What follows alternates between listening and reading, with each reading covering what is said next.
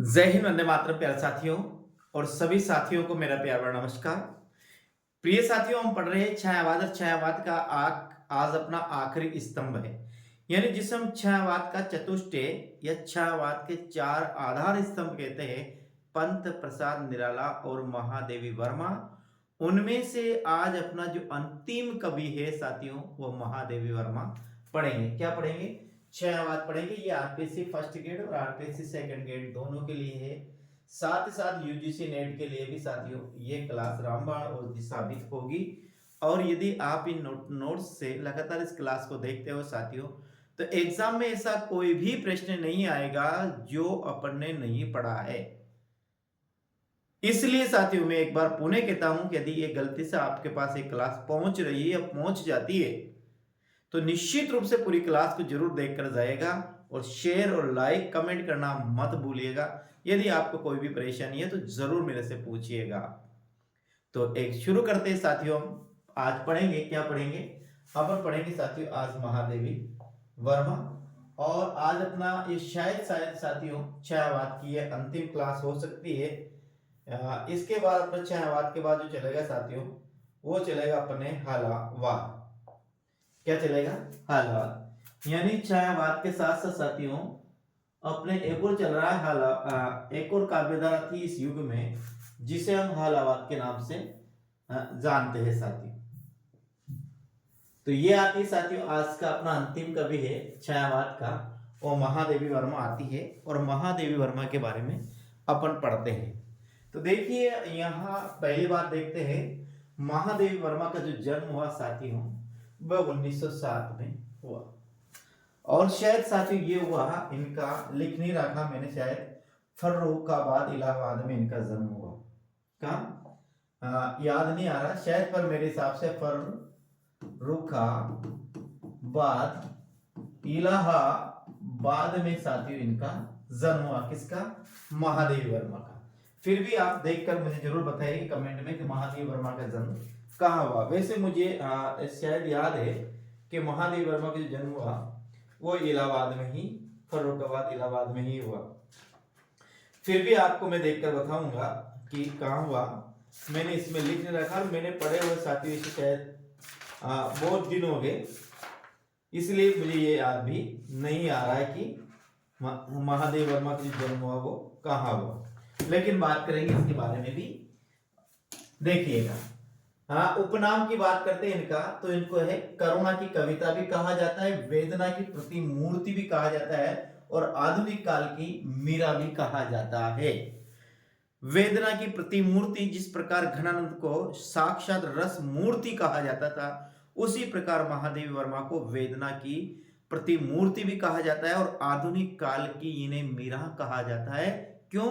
कि जिस प्रकार मीरा की कविताओं में रहस्यवादिता और पीड़ा, गहन पीड़ा का अनुभव होता है, अज्ञात अनंत के प्रति जो प्रेम भावना उमड़ कर आती है मीरा के पदों में, उसी प्रकार किसमें? महादेवी वर्मा के पदों में भी रहस्यवादिता पाई जाती है और अज्ञात प्रियतम के प्रति प्रणय अनुभूति दिखाई देती है। जिस प्रकार मीरा की कविताओं में दिखाई देती थी, मीरा के पदों में दिखाई देती थी, उसी प्रकार महादेवी वर्मा के पदों में भी अनंतम प्रियतम के प्रति प्रणय अनुभूति दिखाई देती, इसलिए इन्हें आधुनिक की मीरा भी कहा जाता है साथियों। तीनों नाम याद रखना, करुणा की कविता, वेदना की प्रतिमूर्ति और आधुनिक काल की मीरा। निराला ने इन्हें हिंदी के विशाल मंदिर की वीणा पाणी कहा है साथियों, ध्यान रखना। निराला ने इन्हें हिंदी के विशाल मंदिर की वीणा पाणी कहा है, ध्यान रखना। हिंदी के विशाल मंदिर की वीणा पाणी किसे कहा जाता है? तो किसे कहा जाता है? महादेवी वर्मा को कहा जाता है मेरे साथियों। और ये किसने कहा? सूर्यकांत त्रिपाठी। निराला ने महादेवी को हिंदी के विशाल मंदिर की वीणा पाणी कहा। वीणा पाणी का अर्थ क्या होता है? माँ भगवती, माँ सरस्वती साथियों, इसका अर्थ होता है। और वीणा पाणी में कौन सा समास है? वीणा पाणी में हम समास बात करते साथियों, तो बहुव्रीहि समास वीणा पाणी में आता है। बहुव्रीहि समास की बात करते हैं जहां पर दोनों पद प्रधान नहीं होकर, क्या? दोनों पद प्रधान नहीं होकर अन्य पद प्रधान होता है, उसे बहुव्रीहि समास कहा जाता है। पदों की प्रधानता के आधार पर देखिए समास 4 प्रकार के होते हैं, लेकिन हिंदी में सामान्य समास 6 प्रकार के माने गए हैं। साहित्यकारों की सहायता के लिए इलाहाबाद में साहित्यकार संसद की स्थापना भी की। किसने?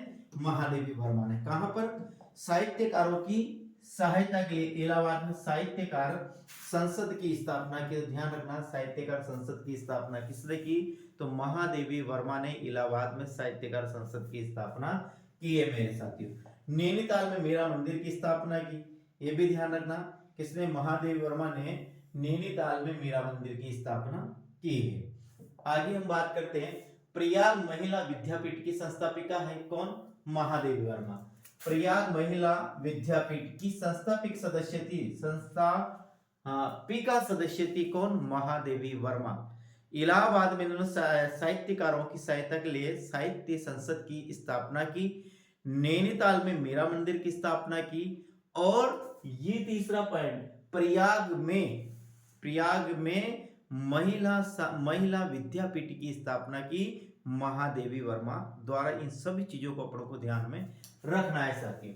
आरंभिक रचना इलाहाबाद में प्रकाशित होने वाली पत्रिका स्त्री दर्पण में प्रकाशित होती थी। किसकी? महादेवी वर्मा की जो आरंभिक कविता थी वो इलाहाबाद से एक पत्रिका प्रकाशित होती जिसका नाम था स्त्री दर्पण।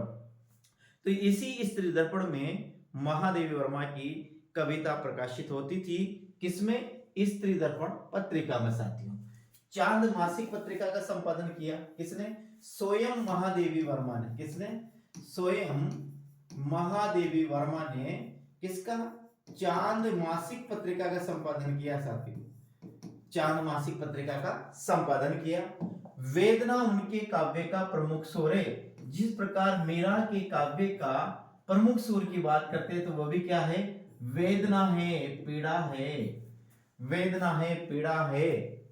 इसी प्रकार महादेवी वर्मा के काव्य में भी वेदना है, पीड़ा है, कष्ट है। ये आपको ध्यान में रखना है। बौद्ध दर्शन से प्रभावित थी कौन? महादेवी वर्मा के बारे में ध्यान रखना, ये भी बौद्ध दर्शन से प्रभावित थी। और 1982 में यामा काव्य संग्रह के लिए ज्ञानपीठ पुरस्कार से सम्मानित किया गया। किसको? महादेवी वर्मा को। यामा इनका एक काव्य संग्रह है जिसमें चार रचनाओं का संग्रह है यामा।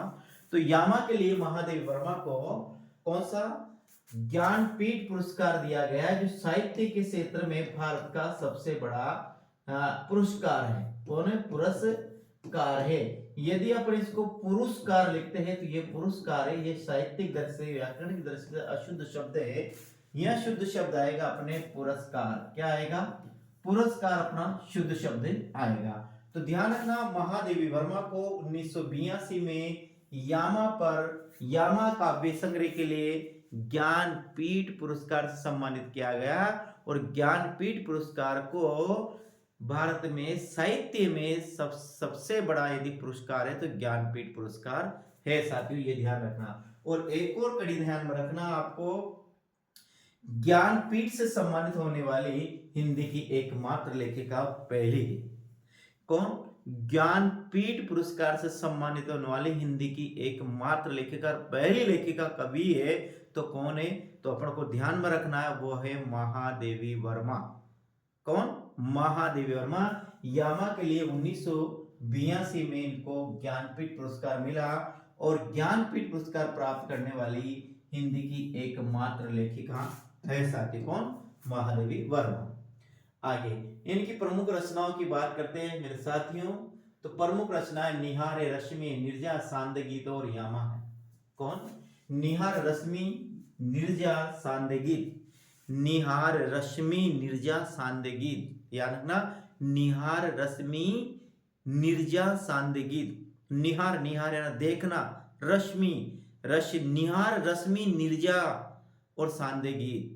निहार, रश्मि, निर्जा, सांद गीत। और ये चारों रचनाएं जो कौन? निहार, रश्मि, निर्जा और सांद गीत है। इन चारों रचनाओं का यामा में संग्रह किया गया है और यामा के लिए इनको 1982 में साहित्य ज्ञानपीठ पुरस्कार मिला है। किसको? महादेवी वर्मा को। तो 30, 32, 36 और 40, निहार, रश्मि, निर्जा, सांद गीत, 30, 32, 36 और 40 साथी। अग्नि रेखा 1990 में मृत्यु उपरांत प्रकाशित हुई साथियों, याद रखना। यामा में आरंभिक चारों काव्य संग्रहित को निहार, रश्मि, निर्जा और सांदेगी। दीपशिखा राष्ट्रीय सांस्कृतिक काव्यधारा से संबंधित करती है। एक और रचना आती साथियों उनकी दीपशिखा। तो ये जो दीपशिखा है ये राष्ट्रीय सांस्कृतिक काव्यधारा से संबंधित करती है, किसकी? महादेवी वर्मा की साथियों। अब छायावाद के अन्य कवि आते हैं साथियों। तो छायावाद के अन्य कवि में अपन कल ये छायावाद के अन्य कवि पढ़ेंगे, फिर छायावाद की पढ़ेंगे साथियों विशेषता।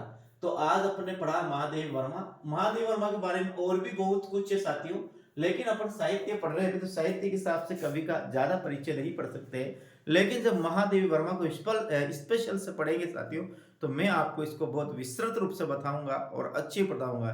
लेकिन अभी पढ़ रहे हैं साहित्य, तो साहित्य में जो कवि है उसके मेन पॉइंट है साथियों वही साहित्य में पढ़ते। यदि इसमें प्रत्येक कवि को डिटेल से पढ़ना लगे तो फिर अपने पास साहित्य का बहुत बड़ा मैटर हो जाता है। यदि अपने पाठ्यक्रम में कोई स्पेशल कवि दे रखा है तो फिर उस कवि को स्पेशल रूप से ही पढ़ेंगे ताकि उसके बारे में कहीं से भी एग्जामिनर प्रश्न पूछ सकता है। लेकिन ये जितना पढ़ा ये पर्याप्त है। तो साथियों उम्मीद करता हूँ कि आपको क्लास अच्छी लगी होगी। तो मुझे कमेंट के माध्यम जाते जाते कमेंट के माध्यम जरूर बताएं कि आपको क्लास कैसी लगी। और चैनल पे पहली बार तो चैनल को जरूर सब्सक्राइब कीजिएगा, साथ साथ किसको बेल आइकन को प्रेस करिएगा ताकि हर प्रकार की क्लास आपके पास पहुंच सके और आप बेहतरीन तैयारी कर सके। तो मेरे साथ बने रहिएगा, मैं आपको अच्छा से अच्छा मैटर उपलब्ध कराने की कोशिश करूंगा। तो एक बार पुणे में सभी साथियों का साथियों को मेरा राम राम। तो कल फिर मिलते हैं साथियों अगली क्लास में। गुड नाइट, राम राम साथी।